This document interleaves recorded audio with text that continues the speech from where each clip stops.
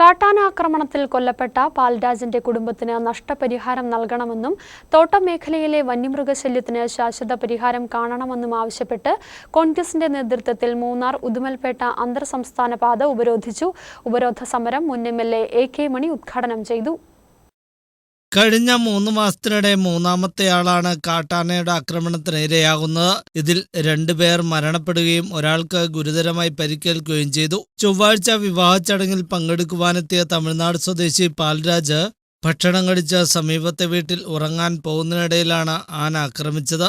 Estate മേഖലയിൽ സ്ഥിരം സാന്നിധ്യമായുള്ള ആനയാണ് ആക്രമണം നടത്തിയത്. സംഭവത്തിൽ പാൽരാജിന്റെ കുടുംബത്തിന് നഷ്ടപരിഹാരം നൽകണമെന്ന് ആവശ്യപ്പെട്ടും തോട്ടം മേഖലയിലെ വന്യമൃഗശല്യത്തിന് ശാശ്വത പരിഹാരം കാണണമെന്ന് ആവശ്യപ്പെട്ടുമാണ് കോൺഗ്രസിന്റെ നേതൃത്വത്തിൽ ധർണയും റോഡ് ഉപരോധവും സംഘടിപ്പിച്ചത്. മൂന്നാർ ഉദുമൽപേട്ട അന്തർ സംസ്ഥാന പാത അരമണിക്കൂറോളം പ്രവർത്തകർ ഉപരോധിച്ചു. തുടർന്ന് നടന്ന പ്രതിഷേധം മുൻ എംഎൽഎ AK മണി ഉദ്ഘാടനം ചെയ്തു. എല്ലാ ഉദ്യോഗസ്ഥന്മാരോടും പറഞ്ഞു കേൾക്കുന്നില്ല, മന്ത്രിമാരോട് പറഞ്ഞു കേൾക്കുന്നില്ല, പിന്നെ മുഖ്യമന്ത്രിയോട് പറഞ്ഞു കേൾക്കുന്നില്ല, ഗവർണറോട് പറയേണ്ടതും അതും പറഞ്ഞു കേൾക്കുന്നില്ല.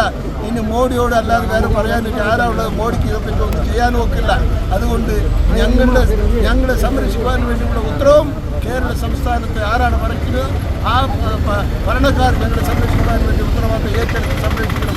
അല്ലെങ്കിൽ ഞങ്ങളുടെ സമരം ഇന്നുമല്ല, ഞങ്ങളുടെ സമരം വേറെ വഴിക്ക് കൂടി ഞങ്ങൾ കൊണ്ടുപോകാൻ വേണ്ടി വരും.